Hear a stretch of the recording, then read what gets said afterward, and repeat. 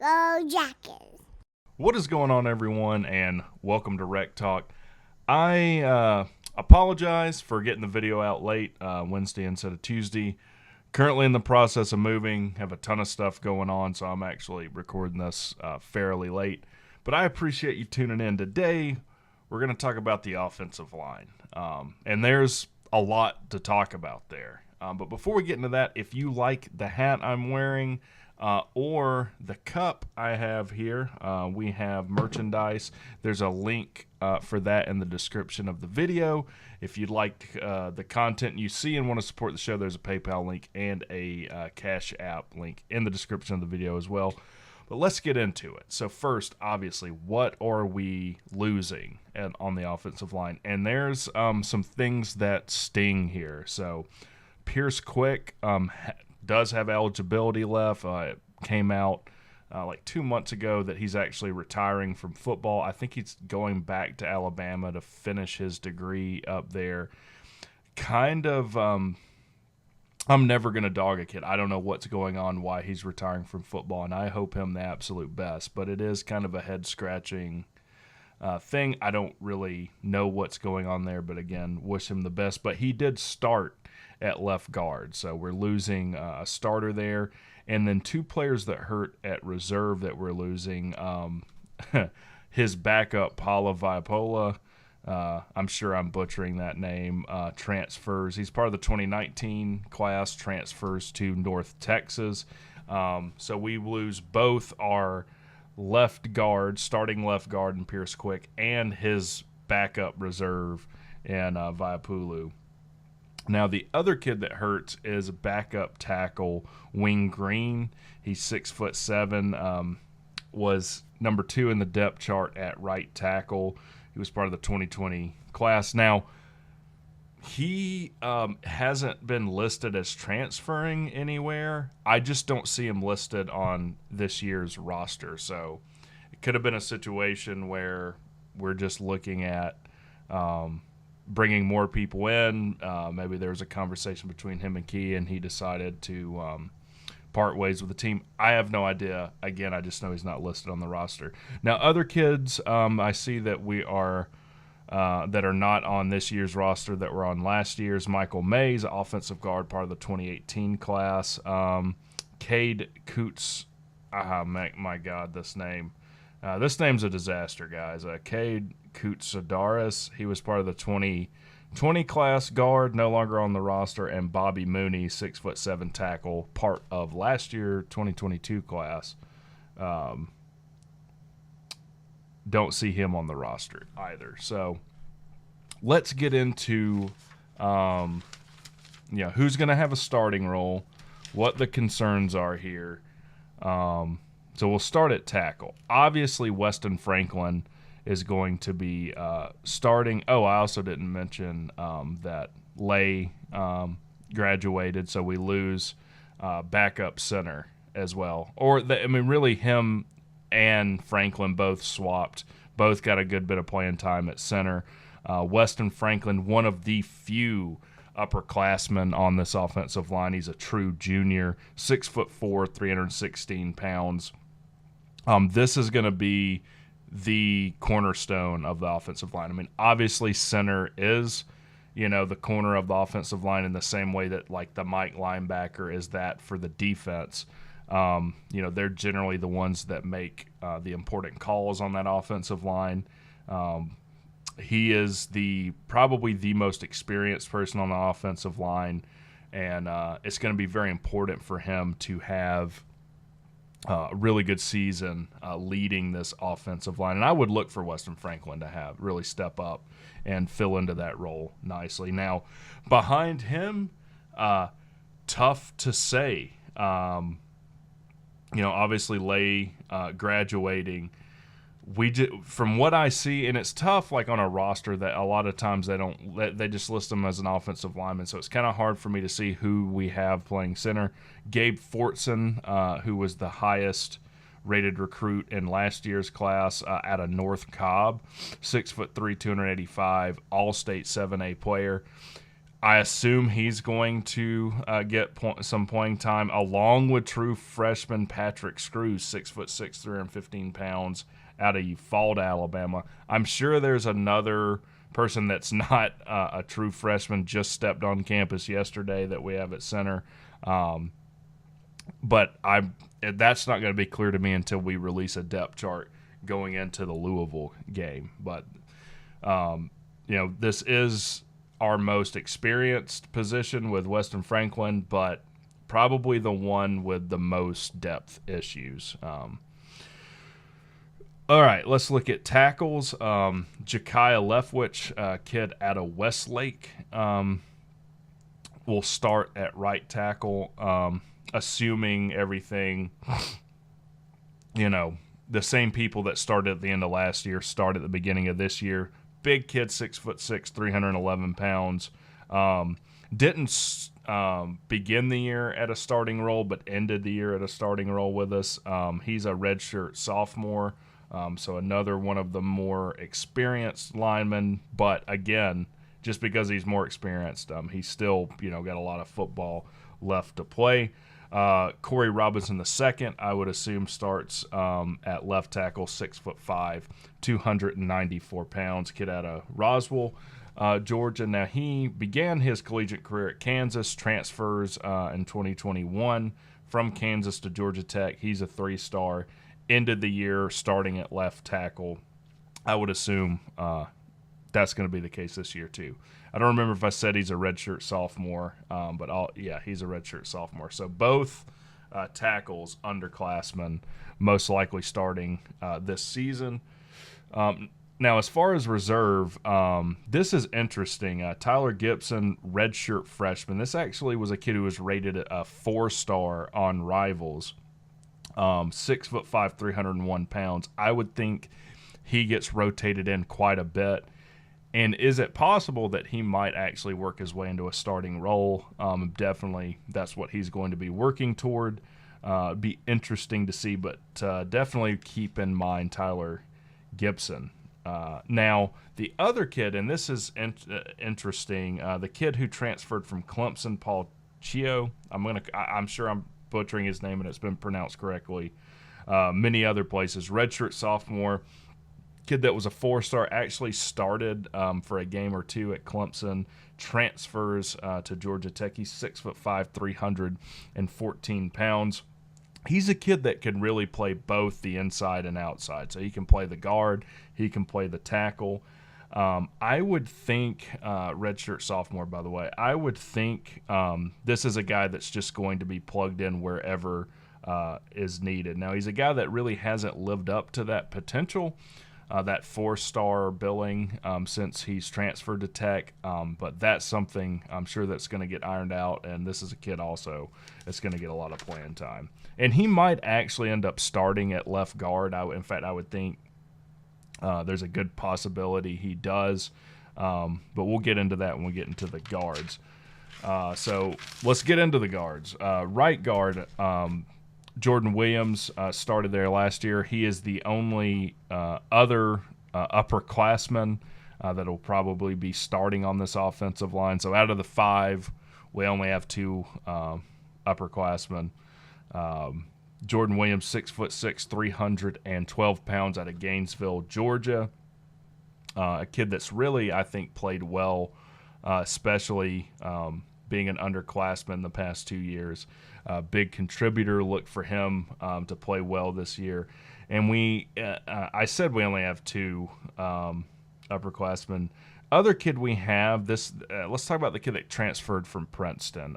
Connor Scaglione, redshirt senior. He's a grad transfer, only has 1 year of eligibility left. 6'4", 305 pounds. Played at 31 games at Princeton. And his cousin, or not a cousin, a family member of his played for the Bengals like in the 70s. So it comes from a cool pedigree. Yes, he would be by far the most experienced guy, and I would think he probably ends up starting at left guard. But there's always kind of a caveat with that when you're coming into an entirely new system. And not only is he coming into an entirely new system, he's coming in to a team that's installing its own entirely new system, right? So this is new to Tech. It's new to him. It's not something that we can just assume you can just plug this kid in with a bunch of experience, start him at left guard, and everything's going to come off great. So I do think he probably ends up starting at left guard, Jordan Williams at right guard. Now backups, and admittedly, I looked at the From the Rumble Seat article on the offensive line preview. This is the first time I've done that, just because I don't want to kind of poison the well in my mind with what I'm going to say. Anyways, full credit to them if any of this sounds familiar in structure or cadence. That would be why. But Brandon Best, redshirt freshman, I'm sure will get some playing time. 3-star, a kid that's 6'4", 311 pounds at guard. Look for him. And a guy that I am the most excited about, the guy that I'm the highest on, that I'm the biggest cheerleader for this season, Joe Fusel, redshirt sophomore, 6'6", 316 pounds, kid that really worked his tail off into a reserve role at guard last year. Really reminds me of kids that like are overlooked. Like I'm trying to think of some linemen like that. Shaq Mason, kind of reminds me of like a Shaq Mason and kind of what he's done. I would be so, and I think it's absolutely possible. I would be thrilled like if he could work his way into the starting lineup toward the end of the year, maybe at right guard or left guard. I think that would be awesome. But he's definitely going to get a considerable amount of playing time in a reserve role. Look out for Joe Fusel, and also went through some pretty rough stuff personally last season. So with that being said, first of all, I'll just recap who's starting where. At center, obviously, Weston Franklin Jr. will be starting at center. Ja'Kiah Leftwich at right tackle. Corey Robinson II left. I mean, one might be at left tackle, one right tackle. They'll both start at tackle. Jordan Williams at right guard. Most likely, if I don't know why you'd bring in a kid with 1 year eligibility and not play him unless he just gets on campus and doesn't practice or play well. But Connor Scaglione at left guard. So high level points here, or in conclusion, I guess this is a very young offensive line group. We've lost key starters in Pierce Quick and key reserves in Viapulu and Wing Green, and that's going to be difficult for us to replace in production, especially with an offensive line group that has really struggled. I mean, there have been moments where I think we've really done well, like in the North Carolina Pitt Duke game last year, but we kind of haven't been able to get it all in the same place and consistent. So that'll be the biggest thing leading into this season, is really melding the chemistry between these players, where a lot of them are going to be in a starting role for the first time. The kid from Princeton, being on campus for the first time, it's going to be tough. And I'll tell you how young we are at offensive line. Only 4 of the 16 offensive linemen we have on roster are upperclassmen.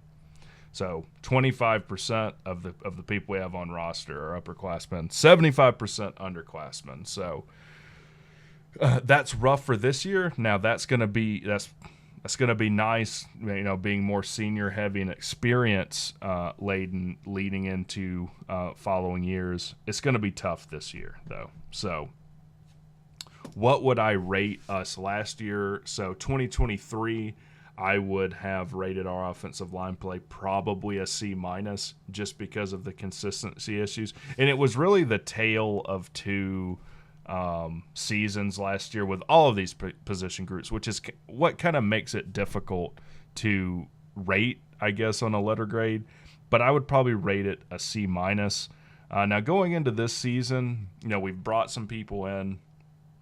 Oh, by the way, who we haven't talked about is who's going to be coaching them. That's the other tough thing, is not only do we have a lot of people are we young, but we have a brand new offensive line coach. Now, obviously, Brent Key is an offensive line guy, was incredibly successful at Central Florida and Alabama, has 2 national title rings, put that on our national title ring ticker.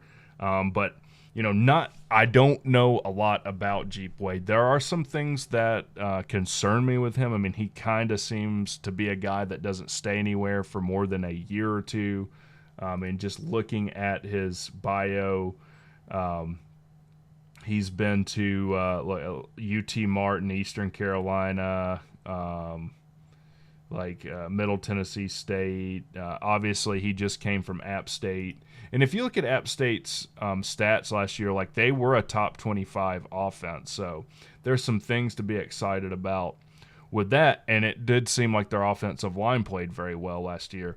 This is the first time Jeep Wade will step into a Power 5, or not a Power 5, but because now a Power 5 role. I was thinking Division 1 versus Power 5, but yeah, first time he's been in a Power 5 conference role. My opinion on this, up to this point has just been I trust Brent Key. I think Brent Key is an excellent offensive line coach. I think he's top of the country, top of that position group coaching wise in the country. There's some people that would disagree with that. I'm just, ask Law Tide, those are the best offensive lines that Alabama's ever had. And I think he was hamstrung by a lot of stuff from the previous coach. So, I don't know much about Jeep Wade. Again, we'll have to see this season. But getting back to what would I rate this position group last year, probably a C-. I would probably rate it a C- because of the consistency issues. We really struggled with down the field passing just because we could not give the quarterback enough time, for a lot of games last year. Now this year, there is a ton of question marks just with the lack of experience, brand new position coach, bringing in some transfers to kind of patch things in.